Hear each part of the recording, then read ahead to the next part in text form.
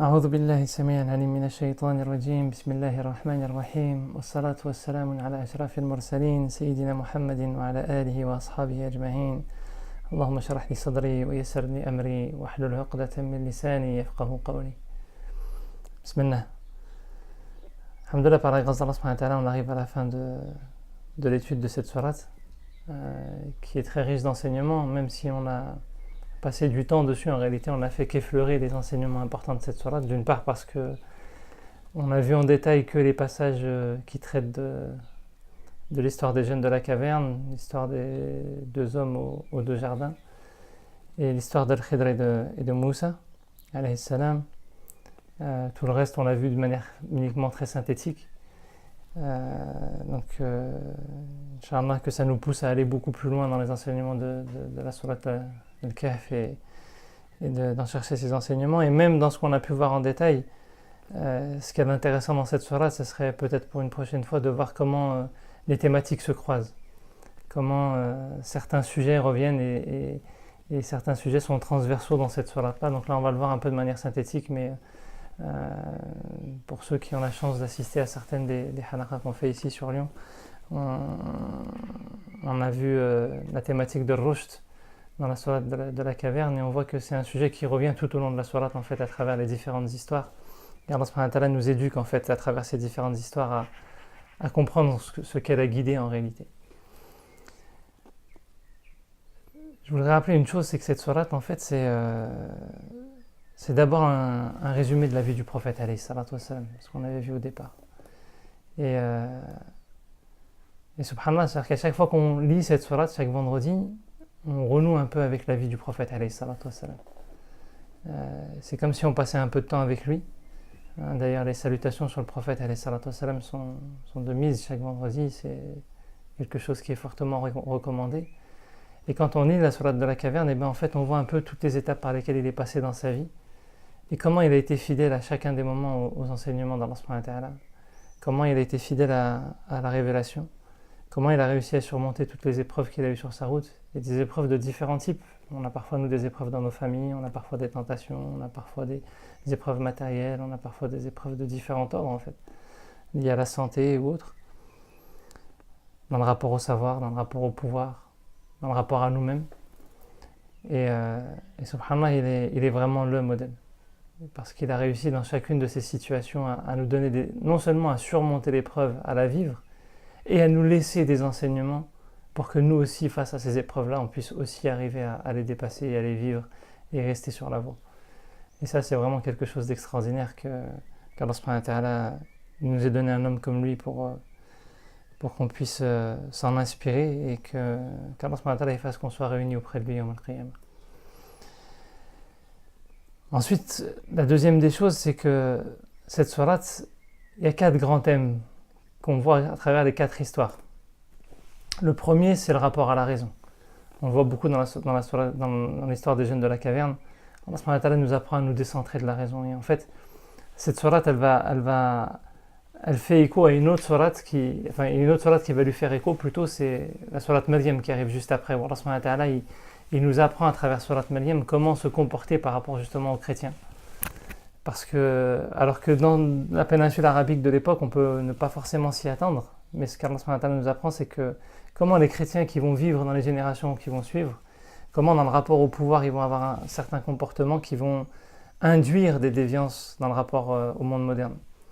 Et c'est vrai que dans la modernité, on en parle souvent, il y a beaucoup de déviances dans le rapport à la raison, dans le rapport au matérialisme, dans le rapport à même la place qu'on donne à la science, et je ne parle même pas de la place qu'on donne au pouvoir. Ce sont les 4 grands thèmes de cette sourate, mais c'est aussi beaucoup dû à ce qu'ont pu produire à ce qu'a pu produire l'Empire romain. Et subhanallah, Allah subhanahu wa ta'ala nous prévient en fait des conséquences qui vont se produire par la suite. Alors, l'objectif, c'est pas d'incriminer qui que ce soit. En fait, chaque époque a ses propres épreuves. Ce qu'Allah subhanahu wa ta'ala est en train de nous dire, c'est que vous allez avoir 4 luttes fondamentales. Quelle place vous donnez à la raison? On vit dans une société où il n'y a plus de place au cœur. La raison est un outil formidable. Si tant est qu'on lui laisse sa place juste et qu'on ne lui demande pas de porter plus que ce qu'elle est capable de porter. Et malheureusement, aujourd'hui, on voudrait qu'elle porte la place aussi du cœur, qu'elle donne du sens à la vie. Alors que c'est l'intelligence de cœur qui donne du sens à la vie. Et ça, il ne faut jamais qu'on l'oublie. C'est un des enseignements importants. Et d'ailleurs, c'est par le cœur qu'on trouve de l'audace. C'est par le cœur qu'on retrouve la capacité d'agir. C'est par le cœur qu'on retrouve de la simplicité. La raison a la capacité à nous donner des limites, à nous apprendre comment tenir le cap qu'on a pu se fixer. Et pour savoir le cap vers lequel on doit aller, il faut une intelligence de cœur, il faut passer du temps avec Dieu, il faut de la méditation, il faut de la relation avec le Coran. Et ça, c'est quelque chose qui ne se remplace pas. On l'a parfois de manière intuitive. Certains ont une intelligence de cœur sans forcément se rendre compte qu'ils l'ont. Mais c'est important de se le rappeler et de se conseiller à l'entretenir.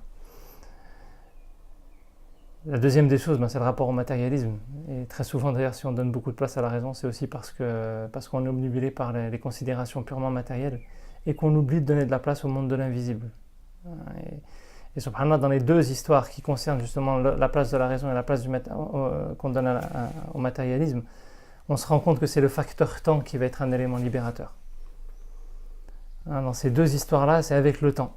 Et très souvent, on est très pressé, on a envie de trouver des solutions rapides. Et Allah subhanahu wa ta'ala nous dit, c'est avec le temps, même dans vos défauts, même dans vos erreurs, c'est le temps qui vous éduque. C'est avec le temps que vous apprenez. Soyez attentifs, prenez le temps.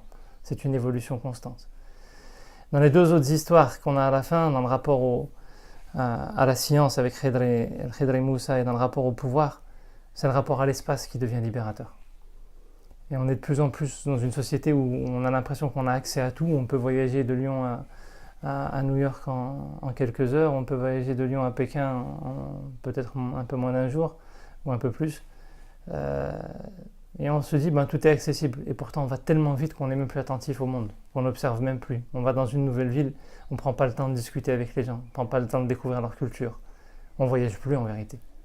Où qu'on aille, on vit la même vie. Et ça, c'est dramatique en fait, parce qu'en fait, Allah subhanahu wa ta'ala nous donne l'accès au monde et puis nous, on le traverse comme on devient superficiel, comme on l'est presque avec nos vies au quotidien. Voyager, c'est pas du tout ça en fait. Voyager, c'est prendre le temps de découvrir. Parfois, il vaut mieux faire 30 km, aller dans un village, aller dans une autre ville à côté de chez soi et prendre le temps de discuter avec des gens que d'en faire 5000 et traverser et être dans une course contre la montre.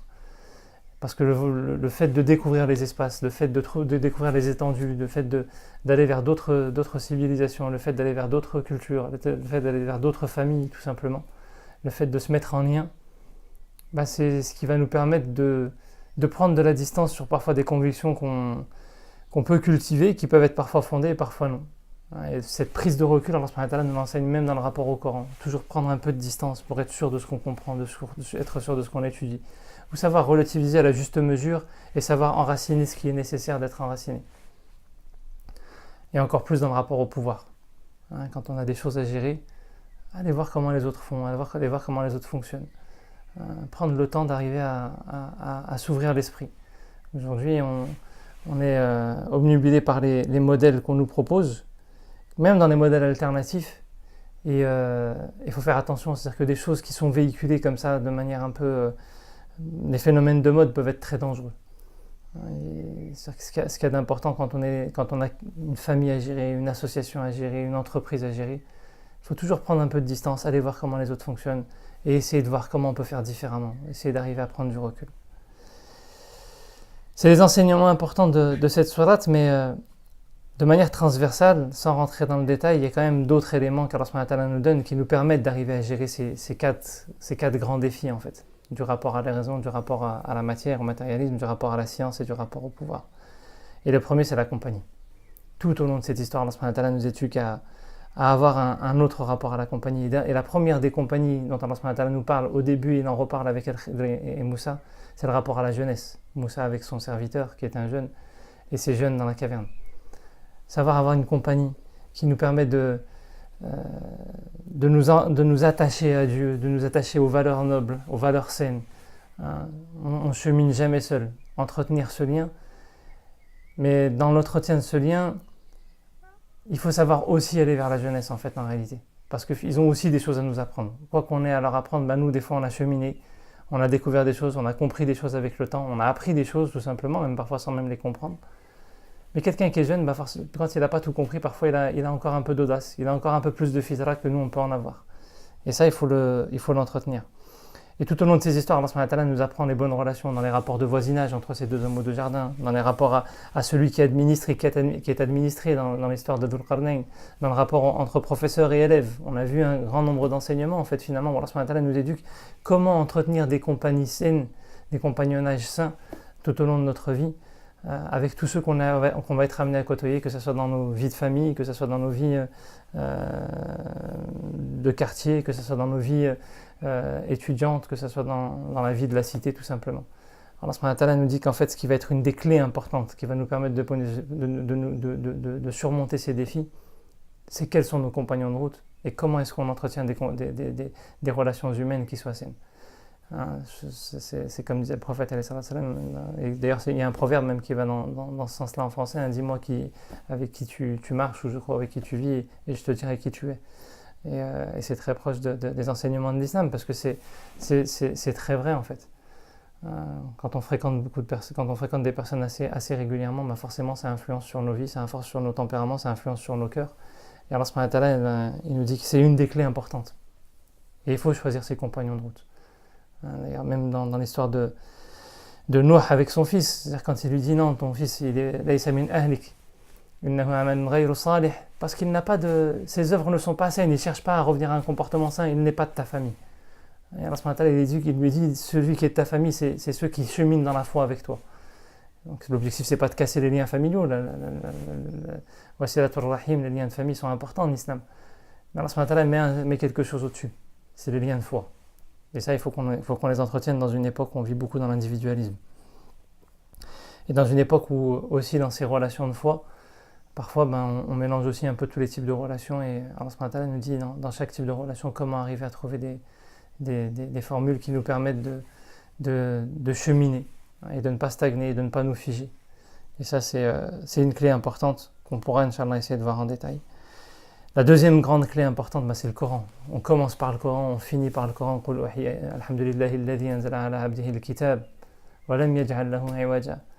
Et à la fin, Allah subhanahu wa ta'ala dit qul law kana al-bahru midadan bi kalimati rabbi lanafida al-bahru qabla an tanfada kalimatu rabbi wa law ji'na bimithlihi madada. C'est-à-dire qu'Allah subhanahu wa ta'ala commence par le Coran et finit par le Coran et nous dit tout au long de cette histoire comment nous comporter avec le Coran, en faire un guide pour nos vies. Atlu ma wahiya ilayka min kitabi rabbik. Récite le Coran, suit sa voix. Et dans les moindres détails, Allah subhanahu wa ta'ala dit ne minimisez pas la place du Coran. Donc Allah subhanahu wa ta'ala dit que le Coran c'est le pivot tout au long de cette histoire. Il nous ramène à chaque fois dans les histoires, de manière intermédiaire, il va insérer un verset à chaque fois qui va nous ramener au Coran. N'oubliez pas, la clé c'est le Coran. Qui sont vos compagnons de route?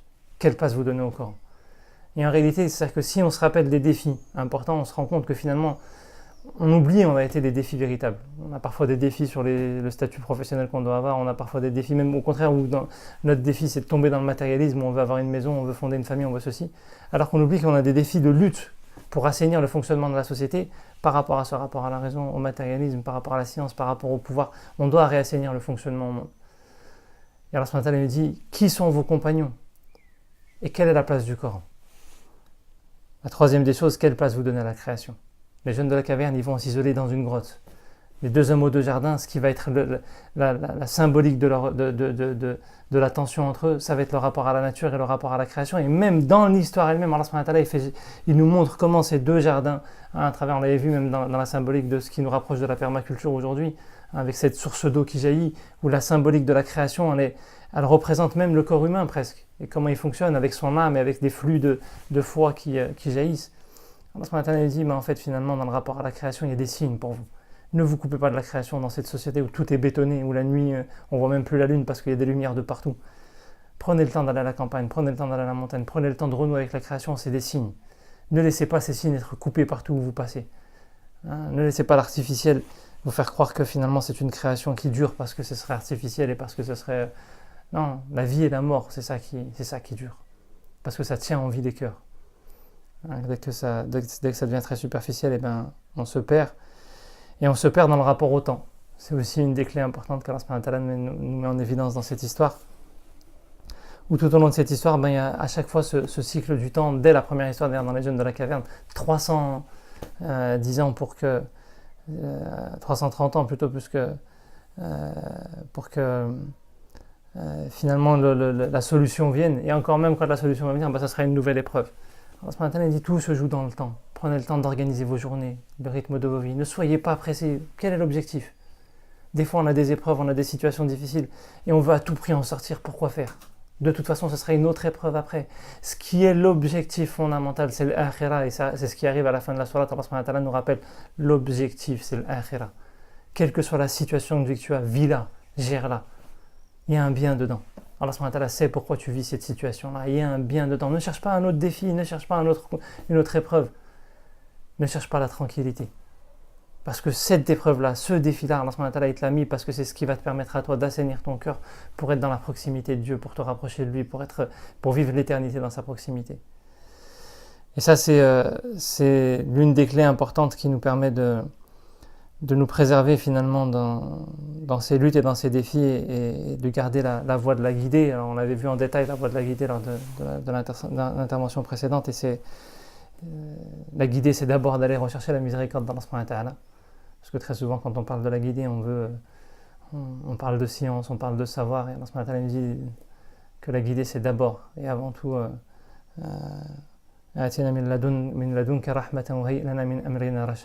d'abord donne-nous quelque chose, une miséricorde qui vient de toi. Et aide-nous fournis-nous une guidée dans nos affaires. Ça vient après, c'est en plus. Et Allah subhanahu wa ta'ala nous dit qu'il y a des clés aussi pour la guider. Autant le compagnonnage, autant la place du Coran, autant réassainir son rapport au temps sont des choses qui sont très importantes et son rapport à la création sont des choses qui sont très importantes. Mais pour pouvoir tenir sur cette voie-là, Allah subhanahu wa ta'ala nous dit retrouver de la simplicité. Sachez être observateur et attentif. Et ça se relie en fait. Parce que comment tu veux être observateur et attentif si tu es dans une course en avant? Si tu cherches toujours à avoir plus, tu ne peux pas prendre le temps. Si tu es constamment en train de calculer, comment tu peux arriver à faire en sorte de retrouver de la simplicité et de revenir aux choses évidentes, aux choses simples? Allah subhanahu wa ta'ala nous dit parvenez à vous décentrer. Arrêtez de tout réfléchir en fonction de vous-même. C'est pas vous qui êtes au centre des choses, c'est Dieu et ça vous enlèvera même un poids, ça nous enlèvera un poids. Dès qu'on se met au centre du processus, on se détruit. On n'est pas capable de porter le monde. C'est Dieu qui le porte de toute façon. Il faut se décentrer. C'est le meilleur moyen de retrouver de la guidance. Et donner de la place à nos erreurs. Parce qu'il y a un bien dans nos erreurs. C'est ce qui nous éduque, c'est ce qui nous permet de retrouver la voie, c'est ce qui nous permet de retrouver du sens. Il faut redonner de la place à nos erreurs. On n'est pas parfait en tant qu'être humain, on ne le sera jamais. On est juste en lutte et en résistance pour entretenir nos consciences. Et la clé, c'est l'effort. Et Allah subhanahu wa ta'ala, à la fin, il nous rappelle qu'en fait, tout ça, ça aura des conséquences dans l'au-delà et que c'est une vie de lutte pour s'extirper des nouvelles idoles. Parce que certes, à l'époque du prophète, les idoles, ce sont des statues et les gens adorent des statues, mais Allah subhanahu wa ta'ala, il nous dit que ces idoles, ce sont أفحسب الذين كفروا أن يتخذوا عبادي من دوني أولياء. Allah subhanahu wa ta'ala dit non, ce ne sera pas des idoles, on va adorer des gens, des stars modernes. Et tout au long de la sourate, il nous dit, les gens ils vont dévier à travers d'autres moyens. Dans l'histoire des jeunes de la caverne, on est constamment dans ces calculs. On adore la raison, on adore le pouvoir, on adore les stars, on adore l'image, on adore les apparences. Dans la société de l'avoir, on n'est plus dans la société de l'être. Et cette sourate, donc, elle nous éduque à redevenir des êtres avant tout, qui sont en lien à Dieu, qui sont en lien entre eux parce qu'ils sont en lien avec Dieu. Et qui font vivre simplement la lumière de Dieu. En vérité, c'est tout simple. Ce qu'Allah subhanahu wa ta'ala nous demande, c'est rien de compliqué. Parce qu'en plus, il ne nous demande pas d'y arriver. Il nous demande juste d'essayer et de faire l'effort et d'entretenir la conscience de cette voie-là. Et il y a une chose qui est importante tout au long de cette sourate. C'est que même le plus important dans tout ça, c'est d'être des vecteurs de la transmission. Qu'on y arrive ou qu'on n'y arrive pas, qu'on transmette. Que celui qui reçoit le message, il le transmette. Juste, on transmette là où on peut, à nos enfants, à nos voisins, à nos amis, à ceux qu'on peut, à ceux à qui on peut transmettre, qu'on essaye de transmettre. Parce qu'en transmettant, on se parle d'abord à nous-mêmes. En faisant cette intervention, le premier à qui je m'adresse, c'est à moi déjà. Et chacun d'entre nous, quand on transmet, on s'adresse d'abord à soi. Qu'on transmette. Parce que c'est en transmettant d'abord avec la bouche qu'on va essayer de véhiculer le changement des comportements, l'assainissement des mœurs. Inna Allah la yughayyiru ma biqawmin hatta yughayyiru ma bi anfusihim. Allah subhanahu wa ta'ala l'évoque au pluriel. Allah subhanahu wa ta'ala ne change pas l'état d'un peuple tant qu'il ne change pas ce qu'ils ont en eux-mêmes, tant qu'ils ne changent pas leurs âmes. On a une âme collective. Et à notre époque, cette âme, elle est ternie par la raison, par le matérialisme. Elle est ternie par un pouvoir malsain, par le monde des apparences, par le monde des médias. Allah subhanahu wa ta'ala nous dit non, revenez à ces choses saines. Vous êtes des vecteurs de transmission du changement. Allah subhanahu wa ta'ala nous utilise pour réformer le monde en bien, sur sa voie, pour éclairer de sa lumière, et qu'il éclaire nos tombes le jour de nos morts par le Coran et qu'il nous ressuscite avec les vertus et dans la compagnie du prophète alayhi salatu wassalam, et qu'il lève le voile yawm al-qiyamah au paradis pour nous et pour nos proches et pour nos familles. Qu'on ne s'oublie pas dans nos invocations mutuelles. On est dans les derniers jours de Ramadan. Qu'Allah agrée nos œuvres et qu'il accepte nos jeûnes à tous ceux qui ont participé à ce cours-là et à tous les musulmans de manière générale. Ne m'oubliez pas dans vos du'as, qu'Allah agrée et qu'il accepte et qu'il en fasse un bien pour nous yawm al-qiyamah. سبحانك اللهم وبحمدك أشهد أن لا إله إلا أنت وأستغفرك وأتوب إليك وأستغفرك وأتوب إليك وأستغفرك وأتوب إليك سبحان ربك رب العزة عما يصفون وسلام على المرسلين والحمد لله رب العالمين. الله فيكم.